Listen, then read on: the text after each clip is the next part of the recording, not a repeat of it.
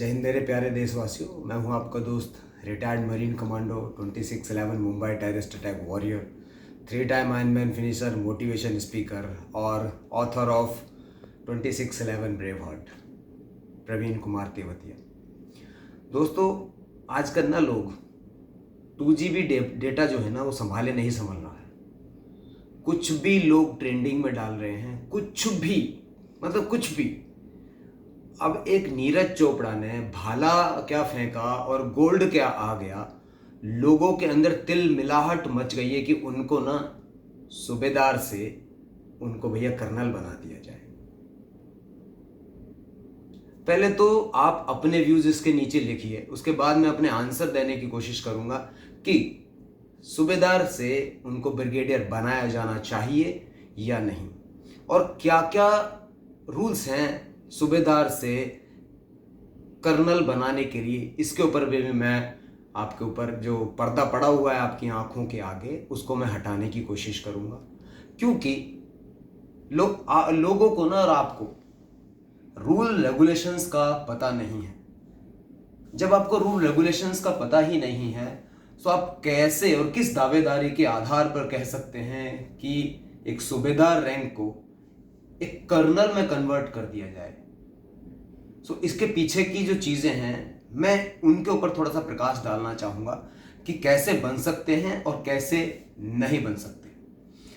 तो पहली बात है कि सूबेदार से डायरेक्ट कर्नल किसी भी कंडीशन में, किसी भी रूल रेगुलेशन के आधार पर किसी भी सूबेदार को या सूबेदार मेजर को कर्नल नहीं बनाया जा सकता।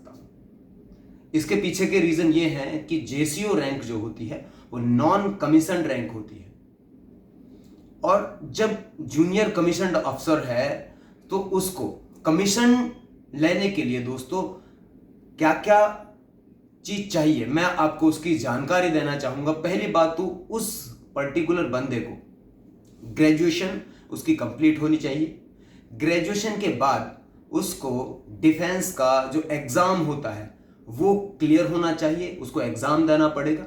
एग्जाम देने के बाद उसको 5 दिन की जो नॉर्मल एसएसबी सबकी चलती है उस एसएसबी में अपीयर करेगा। अपीयर करने के बाद ही वहां पर उसको रिकमेंडेशन एंड नॉन रिकमेंडेशन का सामना करना पड़ेगा। तो उसके बाद ही आपका कमीशन हो पाएगा डिफेंस के अंदर, यानी कि आर्मी के अंदर या नेवी के अंदर या एयरफोर्स के अंदर। ये एक नॉर्मल तरीका है किसी भी इंसान का या किसी भी सिटीजन का डिफेंस के अंदर अधिकारी बनने का। सो सेम रूल और सेम रेगुलेशन किसी भी रैंक के ऊपर लागू होती है।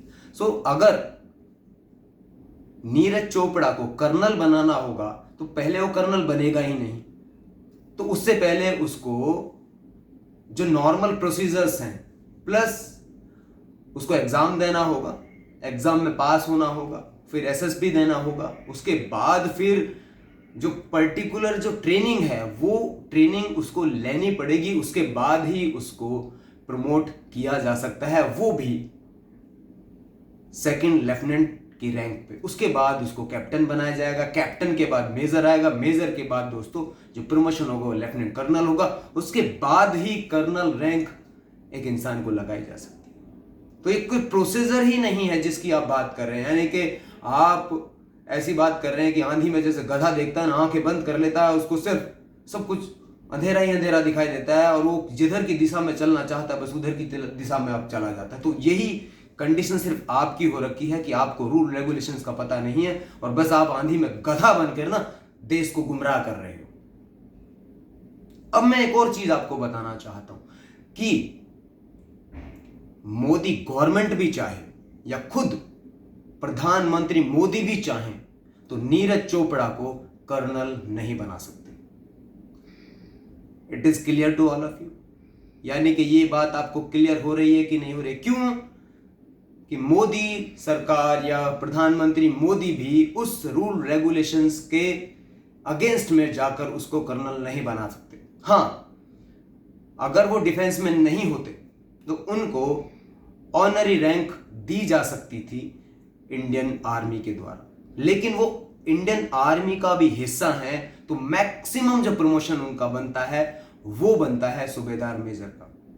सूबेदार मेजर पे उनको प्रमोट किया जा सकता है, लेकिन सूबेदार मेजर बनने के बाद उनको मैंडेटरी 4 साल की सर्विस उनको डिफेंस में देनी होगी। उसके बाद ही उनको ऑनरी कैप्टन या ऑनरी मेजर मिल सकता है। वो भी कुछ क्राइटेरियाज हैं, उन्हीं के आधार पर उनको प्रमोट किया जा सकता है। अब मैं बात करता हूं कि मोदी गवर्नमेंट उनको क्या क्या दे सकती है या स्टेट गवर्नमेंट उनको क्या क्या दे सकती है। स्टेट गवर्नमेंट कहीं पर भी उनको एक क्लास जॉब, जिस स्टेट पर्टिकुलर स्टेट से वो बिलोंग करते हैं उस स्टेट में कोई भी एक क्लास जॉब उनको दी जा सकती है किसी भी मुख्यमंत्री के द्वारा, यानी कि उस स्टेट के मुख्यमंत्री के द्वारा उनको ये प्रदान किया जा सकता है। लेकिन डिफेंस में ये चीज संभव नहीं है। अब मैं बात करूं प्रधानमंत्री के जो रूल्स है, प्रधानमंत्री के हाथ में जो पावर है उसकी मैं बात करता हूं। प्रधानमंत्री मोदी उनको राज्यसभा से सांसद बना सकते हैं, वो बहुत ही इजी रास्ता है। और वहां से सांसद बनने के बाद वो किसी भी डिपार्टमेंट के मिनिस्टर बन सकते हैं। यानी कि भारत में एक सैनिक अधिकारी बनना इतना आसान नहीं है जितना आसान एक मंत्री बनना है। यानी कि मोदी गवर्नमेंट चाहे या खुद प्रधानमंत्री मोदी चाहें तो उनको कैबिनेट मिनिस्टर बना सकते हैं, लेकिन प्रधानमंत्री मोदी स्वयं उनको कर्नल नहीं बना सकते, क्योंकि रूल रेगुलेशन से बड़े मोदी भी नहीं है। तो ये बात सभी देशवासियों को क्लियर हो जानी चाहिए कि रूल रेगुलेशन से ऊपर यहां पर प्रधानमंत्री भी नहीं है। लेकिन जो प्रधानमंत्री की पावर है वो यही है कि वो नीरज चोपड़ा को किसी भी स्टेट का गवर्नर बना सकते हैं, किसी भी डिपार्टमेंट का उनको हेड बनाया जा सकता है, वो राज्यसभा से उसको सांसद बना सकते हैं, राज्यसभा से सांसद बनाने के बाद उनको वो किसी भी डिपार्टमेंट का मिनिस्टर बना सकते हैं। लेकिन ये पावर उनके हाथ में नहीं है कि वो नीरज चोपड़ा को डिफेंस का ब्रिगेडियर बना पाए। सो ये जो आपने रूमर्स फैला रखे हैं ना दोस्तों, उनको प्लीज प्लीज प्लीज स्टॉप करें और आंधी में गधा बनने की जो प्रक्रिया आपने कर रखी है उसको बंद करें। 2 GB डेटा आपको मिला हुआ है, उसका सही तरह से इस्तेमाल करें, आपका ज्ञान बढ़ाएं और सही दिशा में देश को लेके जाएं, गुमराह ना करें। और ये जो आपने पकड़ जो चौंच चला रखी है, ब्रिगेडियर बना दो, कर्नल बना दो, पता नहीं क्या क्या बना दो, उसको बंद करो।